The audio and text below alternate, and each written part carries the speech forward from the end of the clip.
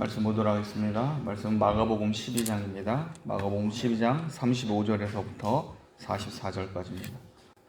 마가복음 12장 35절부터 44절까지 제가 읽고 성도님들이 읽고 44절은 함께 합독하도록 하겠습니다. 12장 35절입니다. 예수께서 성전에서 가르치실세 대답하여 이르시되 어찌하여 서기관들이 그리스도를 다윗의 자손이라 하느냐.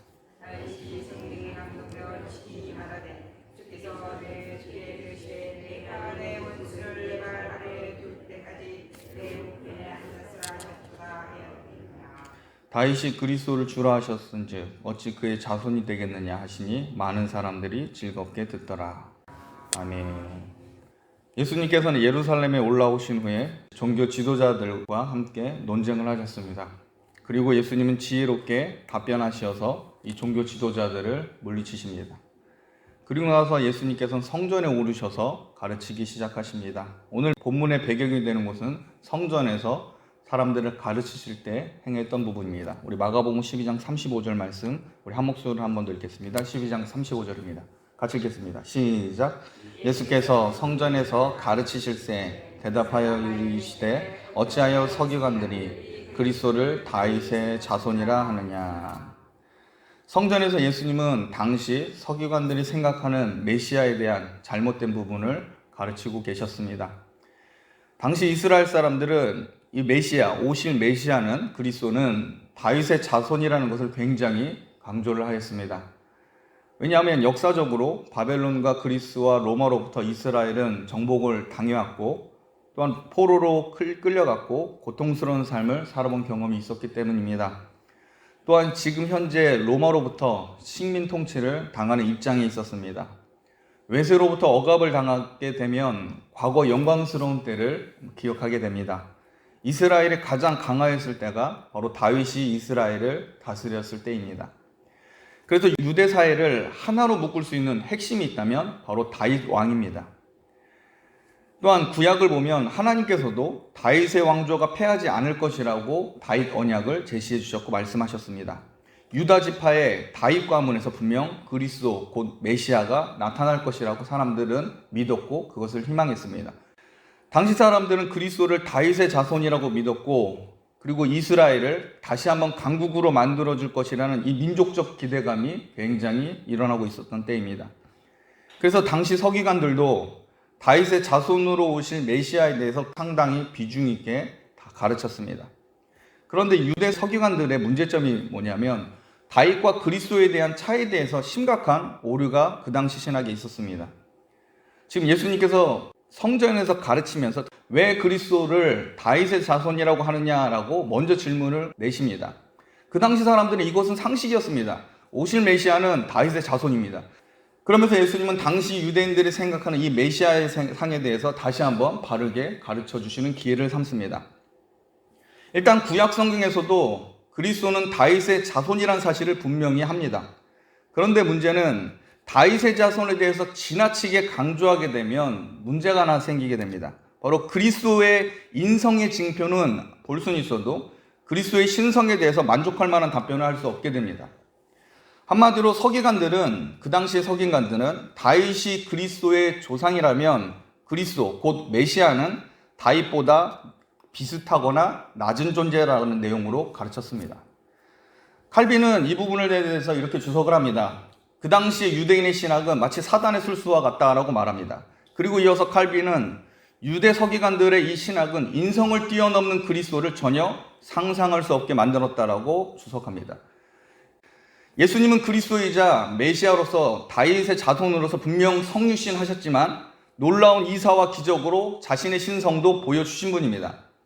그러나 당시 유대교 신학에서 이 메시아는 다윗과 비슷하거나 부족한 메시아상을 가르치고 있었습니다. 이에 대해서 예수님께서 잘못 가르치고 있는 서기관들을 비판하고 계십니다.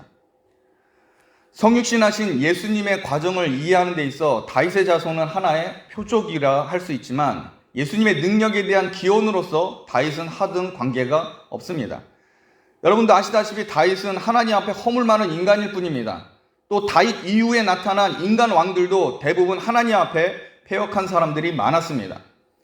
예수님은 성자 하나님이시며 그의 권능과 능력은 다윗이 주님으로 고백해야 할 정도로 월등한 위치에 계신 분입니다. 예수님의 신성을 약화시키거나 부인하게 하는 이 신앙은 결국 예수님을 배반하게 하고 십자가에 못 박게 만듭니다. 여러분, 자유주의 신학을 하는 사람들은 예수님의 신성을 부인하는 사람들입니다. 예수님의 신성을 부인하는 결과 그들은 말씀의 권위를 약화시켰고 예수님을 하나의 인간으로, 역사적 예수로 설명하기 시작했습니다. 그리고 예수님의 바르고 도덕적이고 그런 부분들을 쫓아가자고 얘기합니다. 예수님께서 이 땅 가운데 신적으로 행하셨던 부분들을 가리우게 된다는 겁니다. 결국 이들의 가르침은 유럽부터 시작해서 전 세계 교회에 퍼져들었고 교회를 세속화시켰고 교회의 문을 닫게 만들었습니다. 여러분, 사단은 어떤 수단을 다해서라도 예수님의 신성을 약화시키고 부인하려고 노력을 합니다. 여러분, 사단의 전략은 간단합니다. 예수님보다 더 관심이 있고 더 실제적인 것을 앞에 두어서 예수님을 가리우는 전략을 취합니다. 당시 유대인은 성자 하나님이 나타나셔서 모든 세대에 있는 자기 자녀를 구원하는 것은 전혀 기대도 하지 않았습니다. 그들에게 있어서 다윗과 같이 이스라엘, 즉 자기 민족을 강하게 하고 잘 사는 나라로 만들어주면 그걸로 족한다는 겁니다. 하나님께서 이 땅에 내려오실 것이라고는 전혀 이들도 예상도 못하였고 기대도 하지 않았습니다. 당시 서기관들은 잘못된 메시아상을 가르쳐서 예수님께서 그리스도로서 행한 기적과 이사를 잘못 해석하게 만들었습니다. 결과적으로 예수님을 다윗보다 낮은 그리스도로 상상하게 만든 겁니다.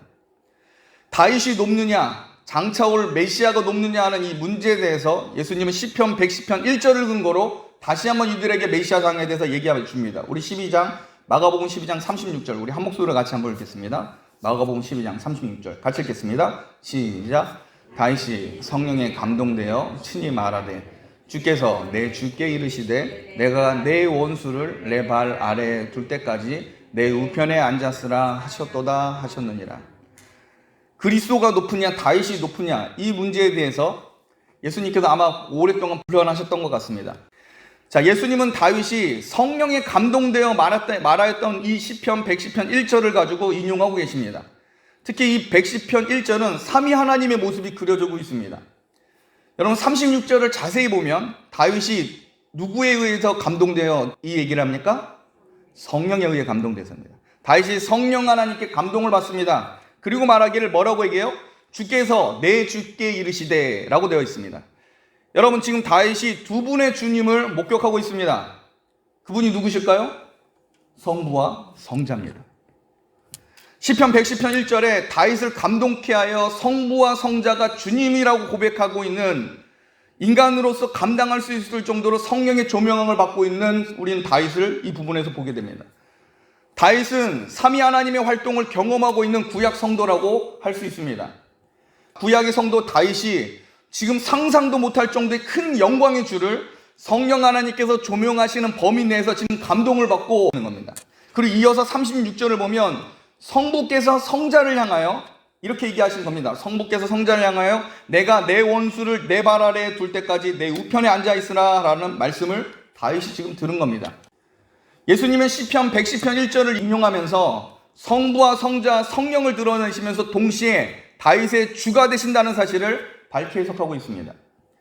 예수님은 다윗과 비슷하거나 다윗보다 못한 메시아가 아니라 다윗이 주님이라고 부르는 그리스도라는 사실을 예수님께서 가르치고 계신 겁니다. 또한 메시아는 하나님의 우편에 앉아 계신 성자 하나님이라는 사실을 본 겁니다. 여러분, 다윗이 하나님께서 인정한 왕이 된 이유는 철저하게 하나님을 주님으로 인정하였기 때문입니다. 다윗은 성령의 감동을 통해 앞으로 오실 메시아를 주님이라고 고백했습니다. 다윗은 앞으로 오실 메시아는 하나님의 원수를 발 아래 두실 분이라고 믿어서 이렇게 고백을 한 겁니다. 다윗이 인간적으로 행한 활동이 여러분 중요한 게 아닙니다. 하나님께서 다윗을 가치 있게 본 것은 이 이스라엘 발전시켜서 하나님은 다윗을 사랑한 게 아닙니다. 다윗이 이스라엘이라는 조그만 나라를 크게 번영시킨 것은 하나님 앞에 중요한 일이 아닙니다. 하나님께서 다윗을 인정하신 것은 다윗이 하나님과 마음을 합하였기 때문입니다. 하나님과 마음을 합하였다는 것은 하나님의 뜻, 그리고 하나님의 나라에 대해서 아는 사람이었고 하나님의 메시지를 그 몸에 담아온 사람이기 때문에 하나님께서 인정해 주신 겁니다. 여러분, 하나님께서는 하나님의 메시지를 들고 살고 있는 그 성도를 주목하십니다. 하나님과 마음에 합한 자는 그 행위와 행실이 탁월해서가 아니라 그 심령과 그 마음 가운데 하나님의 나라와 하나님의 뜻이 있기 때문에 하나님께서 기뻐하신 겁니다. 여러분, 다윗은 죄 많은 인간이고 실수와 오류가 많은 사람입니다. 하나님의 긍휼과 성령의 인도하심으로 다윗은 하나님을 기뻐할 수 있는 사람이 된 겁니다. 성령의 감동으로 하나님의 놀라운 사역을 보여주신 그 은혜를 경험할기에 성자 예수님을 구약의 성도였던 다윗이 주님으로 고백할 수 있게 된 겁니다. 여러분, 진짜 은혜는 예수님을 주님으로 진실로 고백하는 겁니다. 이 은혜가 여러분들 가운데 있길 바랍니다. 여러분의 행위와 여러분들이 탁월했던 그 어떤 것들을 의지하지 마십시오. 여러분들이 예수님을 주님으로 고백하였던 그 믿음 하나면 하나님은 여러분을 기뻐하실 겁니다. 예수님을 존귀하게 여기는 성도야말로 복이 있는 사람입니다. 하나님께서 자기를 낮추어 하나님을 전부로 믿고 사는 이 다윗에게 얼마나 큰 은혜를 주셨는지 성자 하나님께서 다윗의 후손 가운데 일어난다고 약속해 주신 겁니다. 이것은 인간에게 있어서 상상도 못할 은혜이고 다윗에게 있어서 하나님을 향하여 황송한 일입니다. 그런데 이 어리석은 서기관들이 성자 하나님을 앞에 두고 다윗보다 못하거나 비슷한 그리스도를 잘못 전하고 있었다라는 겁니다. 다윗은 하나님의 나라, 하나님께서 친히 통치하시는 나라를 소망한 사람이었습니다. 자기 나라, 자기 이스라엘 백성이 부국강병한 게 아니라 하나님께서 친히 통치하시는 나라가 되길, 그러한 이스라엘이 되길 소원했던 사람이기 때문에 하나님께서 기뻐하셨습니다. 다윗은 자기가 이스라엘 땅 가운데 왕이라고 주장하려고 하는 사람이 아니었습니다. 이스라엘 땅의 주인은 하나님이라고 생각했던 사람입니다. 말씀을 마치겠습니다. 서기관들의 잘못된 가르침은 그리스도의 인성을 인정해도 신성을 부인하게 만들었습니다. 그리스도가 다윗의 자손으로 인간의 모습으로 나타날 것을 인정하였지만 인간 영웅이 할 수 있는 범위에서 이스라엘을 위해 좋은 일을 할 사람 정도로 생각하게 만들었습니다. 물론 서기관과 당시 유대인들에게 하나님이 친히 이 땅에 육신의 옷을 입고 오실이라는 것은 전혀 생소한 개념이었을 가능성이 큽니다. 그것은 우리 또한 인정해 줘야 됩니다. 그런데 여러분, 예수님은 이미 그 당시에 여러 기적과 표적과 말씀 선포를 통해 자신의 신성을 보여주셨습니다. 구약의 어떤 선지자들보다 더 큰 권능과 능력으로 자기의 신적인 능력을 드러내 주셨습니다. 이 사실은 결코 그들도 부인할 수가 없을 겁니다. 왜냐하면 종교 지도자들 또한 예수님을 감시하면서 예수님의 기적과 이사와 가르침을 분명히 알고 있었기 때문입니다. 그럼에도 불구하고 유대 서기관들은 잘못된 가르침으로 다윗의 자손으로 오신 예수님의 신성을 가리고 있었습니다. 여기서 우리는 중요한 영적 교훈을 하나 얻게 됩니다. 여러분, 다윗도 유대 서기관도 분명 구약의 계시 가운데 있던 사람들입니다. 그런데 다윗은 그 먼 옛날 이미 예수님을 보고 주님이라고 고백하며 경배하였습니다. 반면에 유대 서기관들과 그 당시 종교 지도자들은 예수님에 대한 행정을 그렇게 잘 알고 목격하였음에도 불구하고 예수님을 주님으로 고백하지 않습니다. 그리고 자기들이 잘못된 가르침으로 자기와 다른 사람들을 모두에게 걸림이 되게 만들었습니다. 여러분, 왜 이런 상반된 결과가 일어날까요? 둘 다 같은 구약의 계시권에 있었지만, 구약 성경의 빛 아래에 있었지만 다윗과 서기관은 너무 큰 차이가 있습니다. 여러분, 이 중요한 차이가 바로 성령입니다. 우리 12장 36절 우리 한 목소리 같이 한번 읽겠습니다. 12장 36절 같이 읽겠습니다. 시작. 다윗이 성령에 감동되어 주께 이르시되 내가 내 원수를 내 발 아래에 둘 때까지 내 우편에 앉았으라 하셨도다 하였느니라. 예수님께서 시편 110편 1절을 인용하실 때 원래 본문 시편 110편 1절에 보면 다윗이 성령에 감동되어라는 말을 첨가하십니다. 예수님께서 첨가하신 겁니다. 본래 시편 110편 1절에 성령은 나오지 않습니다. 그런데 예수님은 다윗이 성령의 감동으로 성부와 성자를 주목하였던 것을 알기에 마가복음 12장 36절에서 다윗이 성령에 감동되어라고 말씀하신 겁니다. 여러분, 다윗과 서기관의 차이는 성령의 감동을 받았느냐 아니냐의 차이입니다.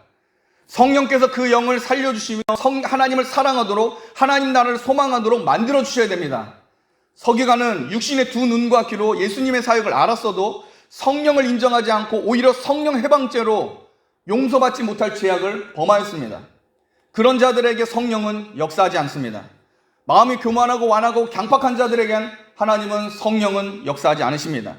그러하기에 당시 서기관들은 사단의 앞잡이가 되어 잘못된 가르침으로 예수님을 가리고 있었습니다. 그러므로 여러분, 성령의 충만을 받아야 예수님을 주님으로 완전히 인정할 수 있습니다. 권위 있는 성경 계시 아래 여러분의 영혼을 세우시고 여러분의 믿음의 고백을 강화시키십시오. 성령 하나님은 말씀을 통해 역사하시고 하나님 앞에 무릎 꿇도록 여러분을 역사하실 겁니다. 하나님께 엎드려 경배하고 하나님의 구원을 기다린 자들에게 하나님은 상상도 못할 축복을 주십니다. 그리스도를 기다린 자는 복이 있는 사람입니다. 그래서 이사야 선지자는 이렇게 선포합니다. 이사야서 30장 18절에 보면 그러나 여호와께서 기다리시나니 이는 너희에게 은혜를 베풀려 하시며 일어나시리니 이는 너희를 긍휼히 여기려 하심이라. 대저 여호와는 저희의 하나님이심이라. 그를 기다리는 자마다 복이 있도다. 여러분, 성도는 하나님을 기다리는 자입니다. 성도는 하나님의 나라가 완성되기를 소망하며 말씀을 붙들고 기다리는 자입니다. 잘 기다리기 위해서 하나님은 성령을 보내주셨습니다. 성령께서 하나님을 기다리는 동안 교회와 성도에게 사명을 주셨습니다. 여러분, 성도는 어떤 모습으로 어떤 생각으로 의미 있게 하나님을 기다려야 하는지 고민하는 사람입니다. 예수님의 재림을 기다리시면서 성령님과 동행하기를 소원해야 합니다. 그러므로 여러분은 성령 하나님의 조명하심과 인도하심을 따라 하나님을 기뻐하며 즐거운 마음으로 주를 섬김으로 하나님께 칭찬과 존귀 여김을 받는 성도의 삶을 살아가시길 주님의 이름으로 축복합니다.